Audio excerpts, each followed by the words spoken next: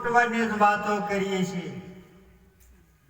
એવો નક્કી નથી કર્યો હજી સુધી કે મારા ગુરુએ ત્યાં મને છોડાવી દીધો.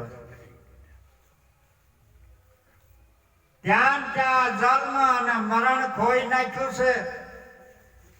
આવવા જવાનું મટાડી દીધું.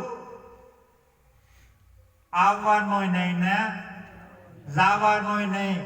અને ક્યારેય જો કોઈ આવ્યા હો અને ક્યારેય ગયા હો, ક્યારેય જન્મા હો અને ક્યારેય મર્યા હો, તો આજની તકે હું અહીં બેઠો છું, રજૂ કરો.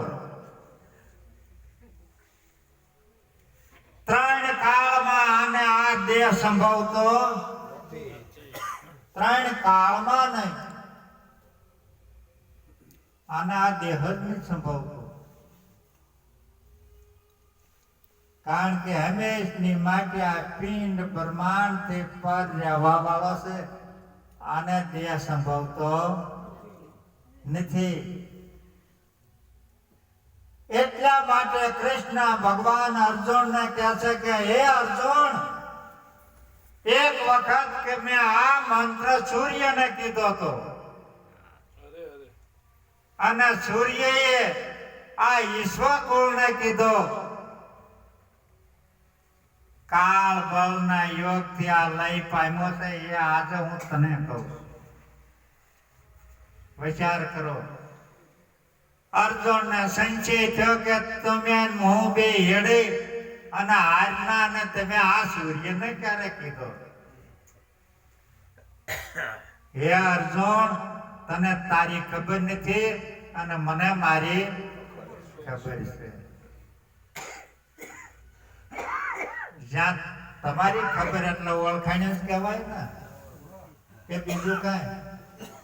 તમારી ઓળખાણ સદગુરુએ કરાવી દીધી, પછી તમે કહો ને કે ભાઈ આ મંત્ર મેં સૂર્યને કીધો કે નહીં. એટલા માટે આના ત્રણ કાળમાં આ દેહ સંભવતો જ નથી. આ તો કોટે કોટે જન્મ લેતો લેતો આ હાલ્યો આવે છે. એ તમે નહીં, એ તમે નહીં. તમે એના દ્રષ્ટા, તમે એના સાક્ષી, તમે એના જાણવા વાળા છો.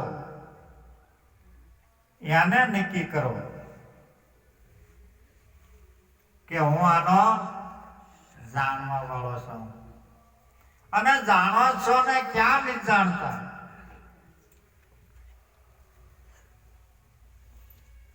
કારણ કે સદગુરુ છે. આમ નિરાજ મહારાજે કીધું છે કે વાણીમાં આવે તે વણસી જ આવે. આ નિર્વાણી પદ હાસું છે. નામ ને રૂપ ને ગુણ થી આ ન્યારું આવું જાહેર પદ જાસુ છું. તમે આ નામ ને રૂપ ને ગુણ વાળા નથી અને પાછું આને પકડી ન લેતા. અને ધ્યાન રાખજો કે આ નામ રૂપ ગુણ વાળું તો મિથ્યા છે. એટલા ગંગા સત્યે કીધું છે કે નામ અને રૂપ ને ગુણ ને મિથ્યા કરી દાણો પાનભાઈ, તો તમને રમાડું 52 ને. હવે તમે તમારા ગુરુનો વિચાર કરો, એનો અનુભવ કરો. એ તો કઈ ગયા, પણ તમને જે મળ્યું એનો તમે અનુભવ કરી લો કે આપણને આ નામ અને રૂપ ને ગુણ થી પર કરી અને 52 ની બહાર કાઢ્યા છે કે નહીં? આનો વિચાર કરવાનો ને. કારણ કે સદગુરુ નું જ્ઞાન છે એ પરાનિપાત. સદગુરુ નું જ્ઞાન છે એ અપાર. આજની તારીખ સુધીમાં કોઈ આનો માપ કાઢી ક્યાં નથી. એટલે એક વખત આ રવિ સાહેબ ને પૂછ્યું કે આ સાહેબ કેવડો? આ સાહેબ કેવડો છે કે? એટલે રવિ સાહેબે કીધું કે આ પૃથ્વીથી પહોળો છે, આપથી ઊંચો, પવનથી ઝીણો આદમ હે અપરંપાર. આનો હજી સુધી કોઈ પાર પામી ગયા નથી ને આનો માપ નીકળે નહીં. કારણ કે જ્યાં સુધી ગાડી હાલે ત્યાં સુધી હાંક્યા રાખો કે નહીં, જ્યાં સુધી ગાડી હાલે ત્યાં સુધી હાંક્યા રાખો ને જ્યાં સુધી ફૂગાય ના સુધી ફૂગી જાઓ. બાકી આ જ્ઞાનનો કોઈ હજી સુધી પાર પામ્યા વેદય થાકી ગયા છે.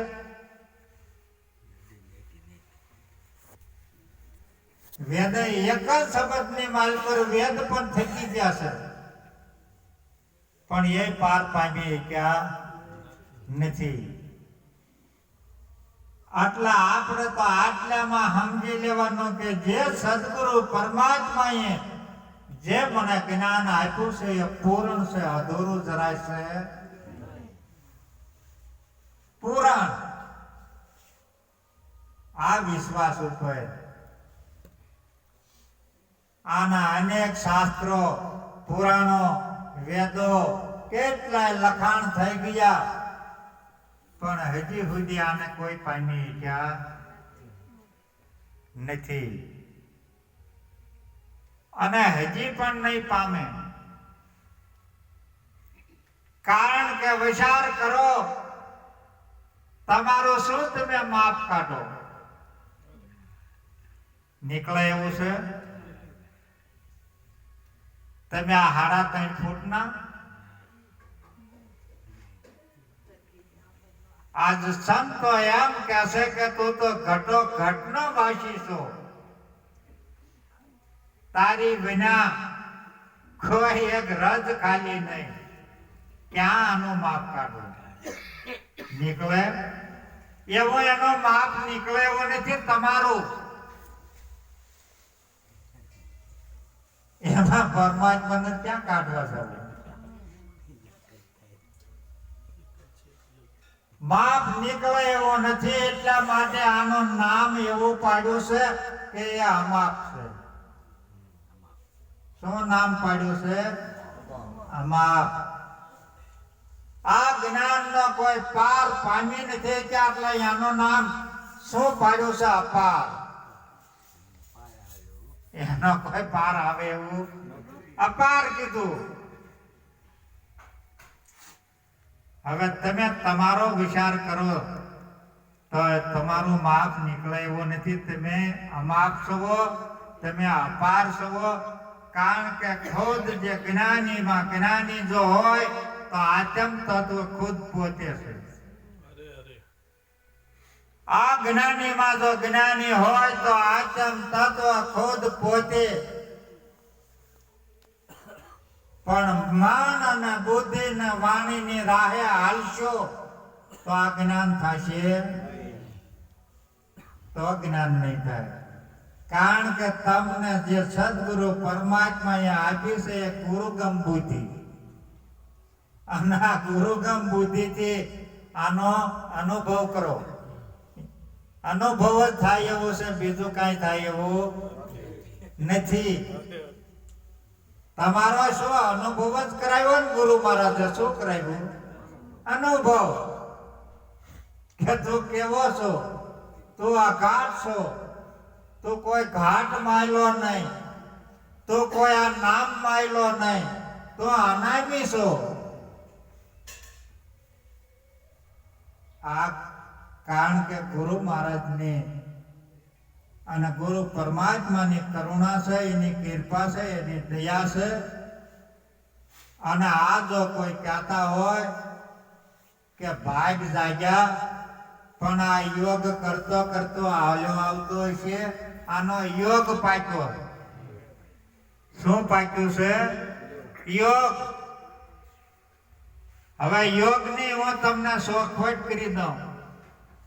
કારણ કે ગુરુ અને શિષ્યનો યોગ થઈ ગયો છે એટલે આ પાર આવી ગયો. આને યોગ કહેવાય. ઘણા તો યોગની સાધના તો ઘણા આંખો બંધ કરીને કરે છે, પદ્માસન વાળીને કરે છે. આ નહીં, આ યોગ તો ગુરુનો અને શિષ્યનો આ યોગ થઈ ગયો છે. અને એ યોગ થાતા આપણે જન્મ અને મરણ ની ભ્રમણા મટી ગઈ છે.